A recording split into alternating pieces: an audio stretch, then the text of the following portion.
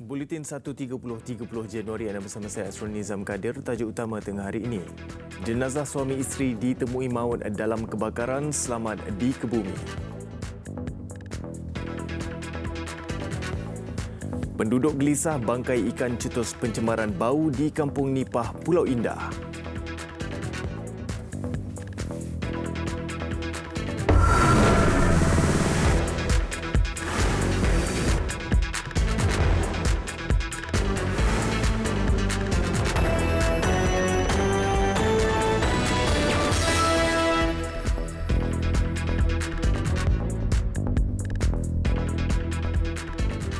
Assalamualaikum dan salam sejahtera. Sejak Jumaat lalu, penduduk di Kampung Nipah di Pulau Indah, Kelang Selangor dilanda pencemaran bau. Ia dikatakan berpunca daripada bangkai ikan yang terdampar di tebing perairan pulau itu.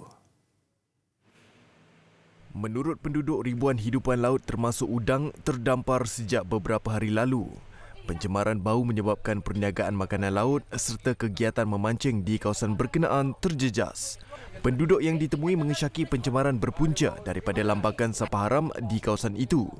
Aktivis alam sekitar, Datuk Zainal Taha berkata, Jumaat lalu air pasang besar menyebabkan sampah yang dibuang secara haram di Kampung Nipah dihanyutkan ke laut. Beliau percaya sisa pepejal yang dihanyutkan itu mengandungi bahan beracun yang menyebabkan hidupan laut Pulau Indah musnah. Kita amat berharaplah daripada papan tanda yang ditunjuk di sana, tanah milik Central Spectrum, sebuah anak syarikat Kerajaan Negeri Selangor, mengambil tindakan yang sepatutnya supaya pendapatan nelayan-nelayan di sini tidak terjejas. Ini yang penting. Janganlah disebabkan benda ni lagi berlarut, besok air pasang besar lagi, chemical turun ke laut, ikan mati, orang kampung mengamuk. Kerugian tu, tempat kedai makan tu, bau sisa-sisa ikan mati tu naik ke atas. Orang pun tak selera nak makan kat gerai-gerai tepi laut ni. Lepas tu satu lagi tempat orang memancing. Pergi pagi-pagi, petang pun tak dapat hasil. Kerana ikan semua dah tak ada, timbul semuanya. Dalam pada itu, anggota penguatkuasa Jabatan Alam Sekitar JAS Selangor turun padang meninjau aduan penduduk. Tiada sebarang sampel diambil dari lokasi pembuangan sampah haram kerana dianggap sebagai sisa tidak berjadual. Bagaimanapun, sampel air di Pulau Indah sudah diambil JAS sebelum ini untuk menentukan punca pencemaran terbabit. Disempurnakan oleh Vivo V11 dan Vivo V11i.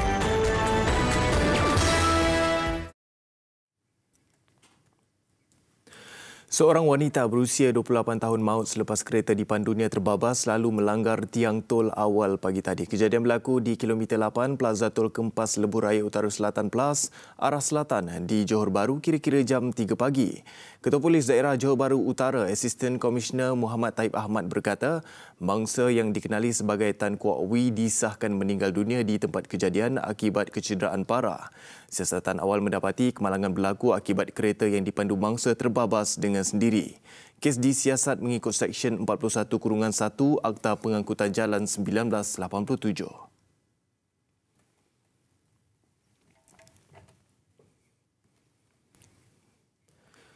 Jenazah Allahyarham Nur Wahidah Abdul Hamid yang ditemui maut bersama suaminya Wan Muhammad Baharul Nizam Wan Bakar dalam kebakaran sebuah rumah di Taman Desa Vista, Bandar Baru Salak Tinggi, Sepang, Selangor kemarin selamat dikebumikan kira-kira jam 10 pagi tadi. Keluarganya yang ditemui reda dengan pemergian pasangan suami isteri itu dan menyerahkan sepenuhnya kepada siasatan polis untuk mengetahui punca sebenar kejadian.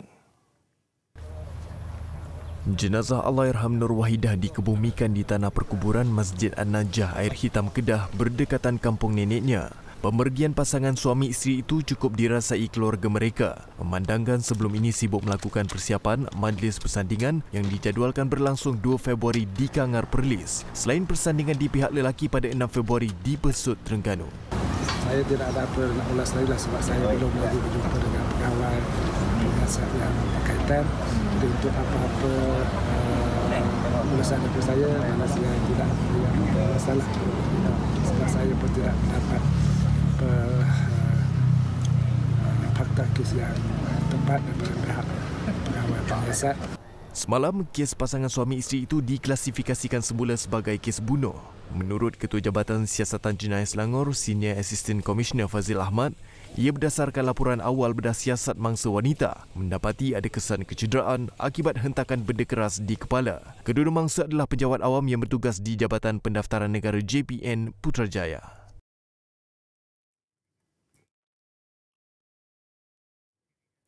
Dalam pada itu, jenazah Allahyarham Wan Muhammad Baharul Nizam Wan Bakar pula selamat dikebumikan di Tanah Perkuburan Islam Felda Tenang, Besut Terengganu jam 8.50 pagi tadi. Terdahulu, jenazah mangsa tiba dari Hospital Serdang ke kampung halamannya jam 3 pagi. Pihak keluarga ketika ditemui masih bersedih dengan kejadian yang menimpa pasangan suami isteri itu dan enggan mengulas lanjut berhubung kejadian.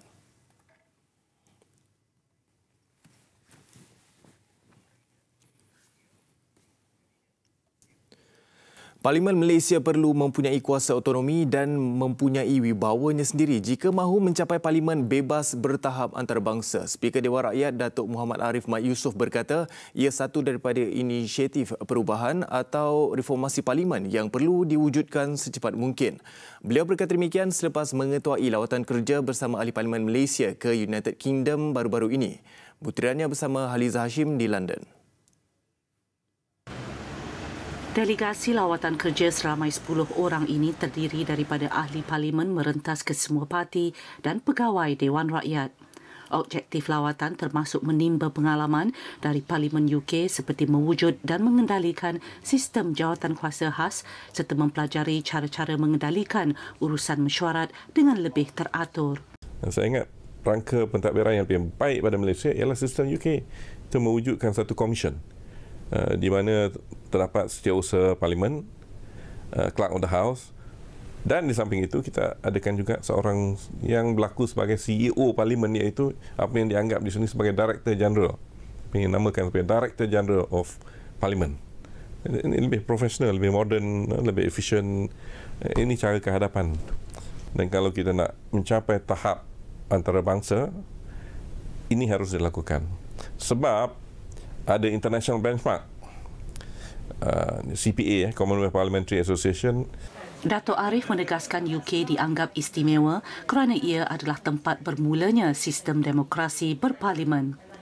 Mereka juga telah melangkah jauh ke hadapan dalam menubuhkan jawatan kuasa khusus sebagai salah satu cara semak dan imbang terhadap kerajaan.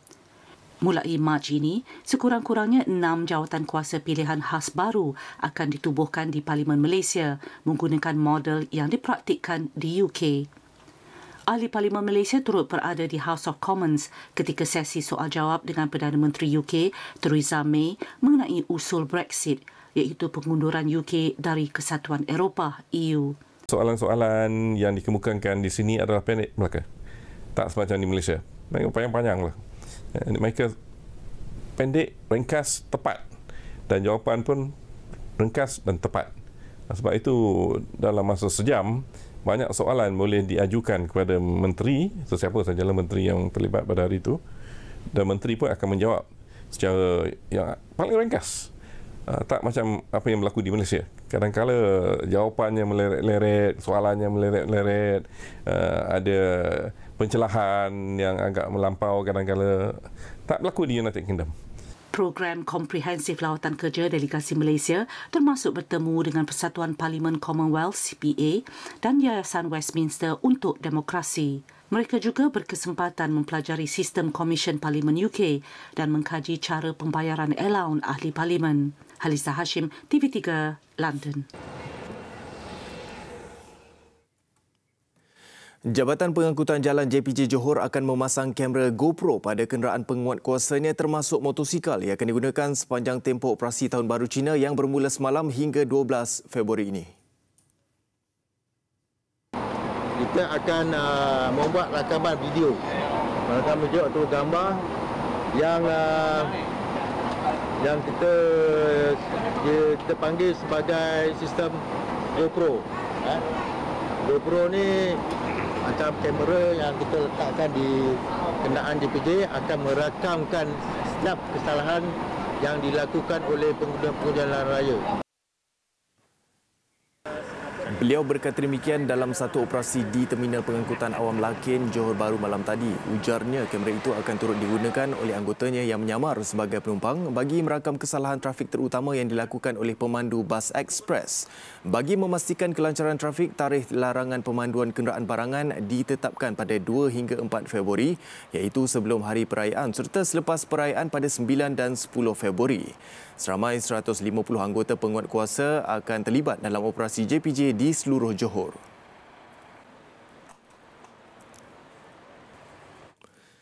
Menjadi bandar keempat dinaik taraf di Negeri Sembilan, Majlis Perbandaran Jempol MPJL bakal memberi signifikan besar kepada kawasan itu yang sinonim dengan penempatan Felda. Selaku daerah terbesar di negeri itu, MPJL bakal menjadi pemangkin pembangunan mampan daerah terbabit sesuai dengan hasrat menjadi bandar agropolis. Menurut Menteri Besar Negeri Sembilan Datuk Seri Aminuddin Harun, perisytiharan MPJL adalah satu petanda baik kepada Negeri Sembilan. Ini merupakan satu perkara yang amat baik kepada Negeri Sembilan kerana secara tidak langsung ini menunjukkan bahawa Negeri Sembilan terus berkembang pesat dari segi ekonomi, dari segi pertaburan penduduknya, dan ini akan menggalakkan lagi pelabur-pelabur untuk datang ke Negeri Sembilan bukan saja dalam sektor ekonomi, mungkin sektor pelancongan, sektor perindustrian, sektor perkilangan dan juga berbagai lagi sektor. Di samping itu juga dengan adanya perbandaran ini kita mengharapkan bahawa infra yang ada di kawasan ini terus berkembang untuk kemudahan rakyat di kawasan ini. Menurutnya, ia juga selaras dengan hasrat kerajaan negeri untuk membangunkan secara seimbang seluruh negeri itu tanpa mengenepikan mana-mana kawasan atau pihak. Ini menunjukkan bahawa kita tidak membeza-bezakan pembangunan itu, sama ada di kawasan Felda ke kawasan kampung ke. Kita ingin melihat bahawa yang saya katakan tadi, bahawa pembangunan itu di seluruh tempat dan rakyat dapat merasainya, tidak kira di luar bandar ataupun di mana. Tetapi kalau kita lihat hari ini, kawasan Felda sendiri boleh menjadi kawasan perbandaran yang baik. Dulu dikenali sebagai Majlis Daerah Jempol, meliputi kawasan pentadbiran melebihi 27,000 hektar. Usaha menaik taraf telah dimulakan sejak 2011 dan diluluskan Kabinet 3 Januari lalu. Terkenal dengan pelbagai keluaran produk pertanian, Jempol juga bakal mendapat sinergi dengan beberapa pembinaan pejabat baru agensi kerajaan termasuk Jabatan Pendaftaran dan Immigration. Setiausaha Kerajaan Negeri Datuk Razali Malik pula berharap kaki tangan MPJL akan lebih bersemangat untuk memberikan perkhidmatan terbaik kepada rakyat. Kita harapkan dengan bila kita upgrade sebagai Bahasa Pembandaran Jempol, harapkan pegawai-pegawai kerajaan di peringkat Jempol ini memberikan perkhidmatan yang terbaik kepada orang ramai dan permudahkan segala urusan kepada orang ramai. Ini yang kita idamkan supaya kita sama-sama dapat meningkatkan kualiti dan juga taraf perkhidmatan penjawat awam di peringkat Jempol, insya-Allah. Dan ini dan di samping itu dapat melaksanakan dengan penuh integriti dan juga bersopan kepada orang ramai. Majlis Perisytiharan disempurnakan ke bawah duli Tuanku yang di-Pertuan Besar Negeri Sembilan, Tuanku Muhriz Ibni Almarhum Tuanku Munawir. Turut hadir Tuanku Ampuan Besar Tuanku Aisyah Rohani binti Almarhum Tengku Besar Mahmud, Tunku Besar Sri Menanti Tunku Ali Ridahudin Ibni Tuanku Muhriz dan lain-lain pembesar negeri. Tepat jam 9.15 malam, Tuanku yang di-Pertuan Besar Tuanku Muhriz melancarkan secara rasmi Perisytiharan Majlis Perbandaran Jempol.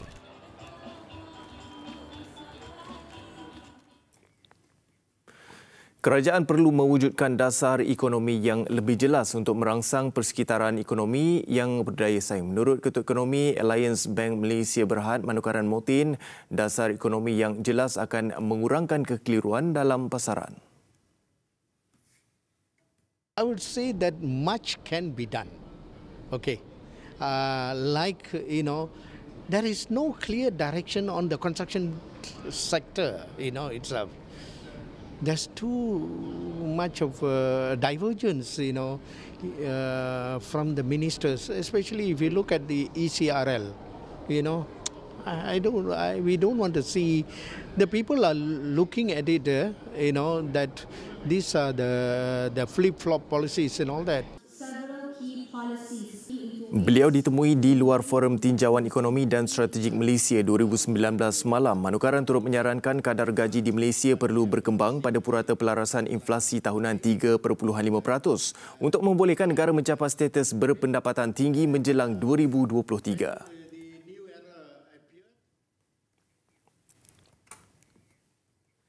Media Prima Digital MPD dan Celcom Axiata Berhad mengumumkan Expex Kejohanan E-Sukan Campus atau KEC 2019.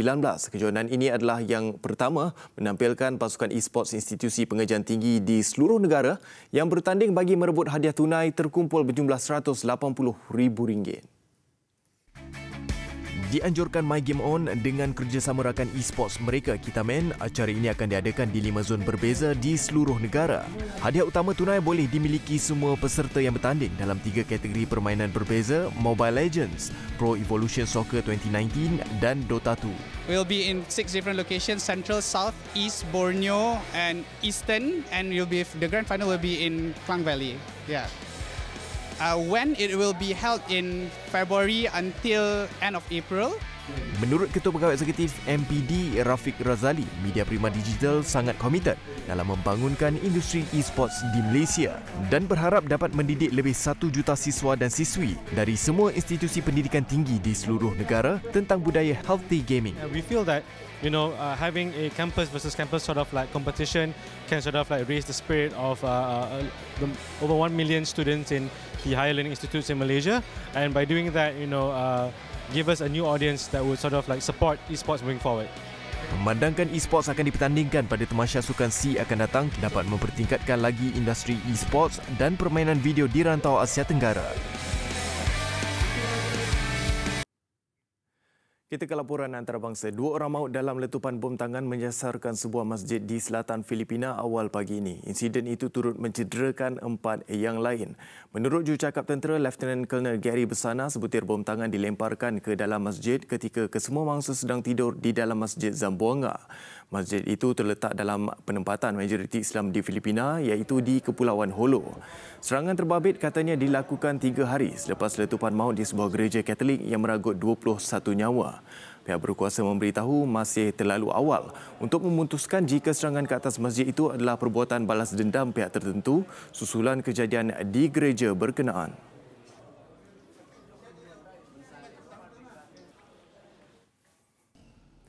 Sekurang-kurangnya 9 pekerja lombong tembaga dilaporkan hilang apabila gempa bumi berukuran 4.1 magnitud melanda Poland. Pasukan penyelamat masih bertungkus lumus mencari pelombong yang terperangkap di Lombong Rudna yang terletak di barat daya Polkowice. Syarikat pengendali operasi lombong itu, KGHM, berkata gegaran berlaku sekitar waktu tengah hari, waktu tempatan pada kedalaman 770 meter. Difahamkan terdapat 32 orang berada di zon bahaya ketika kejadian gempa bumi berkenaan berlaku. 16 daripada mereka berjaya menyelamatkan diri, manakala 7 pekerja yang terperangkap berjaya diselamatkan dan dikejarkan ke hospital untuk rawatan segera. Ratna adalah lombong tembaga terbesar di Eropah dan salah satu yang terbesar di dunia.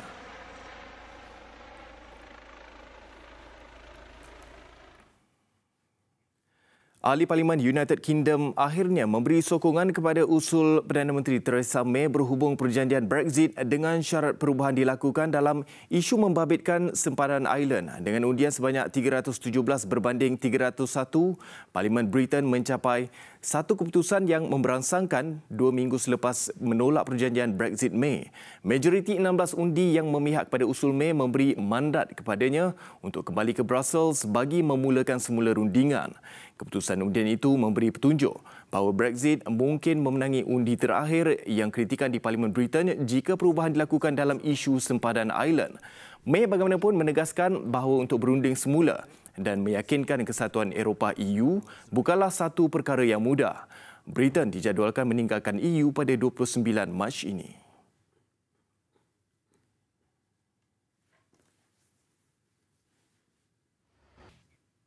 Dan ketika saingan Liga Malaysia 2019 hanya akan menyingkap tirainya 2 hari saja lagi, pasukan Liga Perdana Sabah mengambil peluang di saat akhir untuk menyambar 2 lagi pemain import barunya. Luka Milunovic dari Serbia dan Park Tae-soo dari Korea Selatan mengikat kontrak selama setahun bersama Sabah dan dijangka membuat penampilan sulung pada aksi pertama Liga Perdana bertemu Johor Darul Takzim 2 di Stadium Likas Sabtu ini.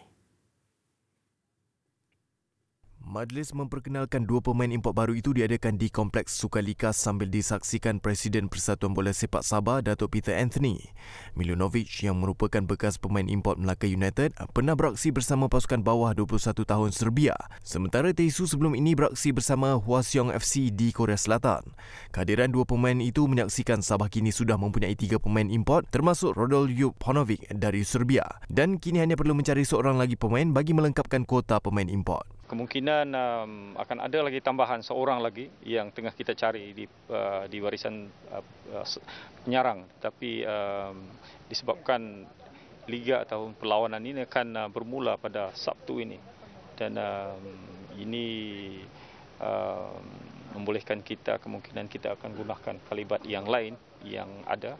Sebagai rekod, Sabah menamatkan saingan Liga Perdana musim lalu di tempat ke-6 daripada 11 pasukan yang bertanding dan penampilan paling cemerlang sudah pastinya ketika beraksi dalam saingan Piala Malaysia 2018 selepas marah sehingga ke separuh akhir sebelum tumpas 7-2 secara agregat kepada Perak. Dengan itu, teruskan ikuti perkembangan berita-berita terkini Bulletin TV3 di platform media sosial kami. Mengakhiri Bulletin 1.30 hari ini, saksikan visual anjing robotik yang dibangunkan oleh ETH Zurich menggunakan teknologi kecerdasan buatan AI. Teruskan menonton rancangan menarik di TV3. Saya Asrul Nizam Kadir. Salam hormat dan Assalamualaikum.